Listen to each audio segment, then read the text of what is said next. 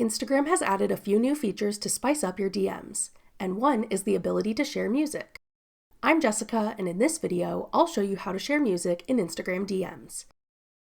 Now let's get started. To send music in a direct message on Instagram, open the Instagram app and go to your message inbox. Now open an existing conversation or start a new one. Tap the sticker icon. Then select Music.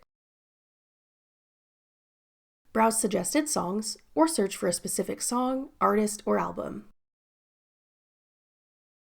Tap the play button beside a song to hear a preview of it. Tap a song to send it in your chat.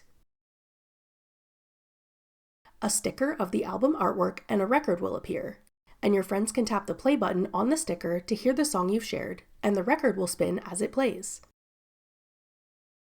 That's all it takes to share music in Instagram DMs. Want to change the theme of your Instagram chats? Check out this tutorial next. Click the video on your screen now to watch. Thanks for watching. If you found this video helpful, we'd love it if you'd hit the like button below and subscribe to our channel. We put out great new tech tutorials like this one every day.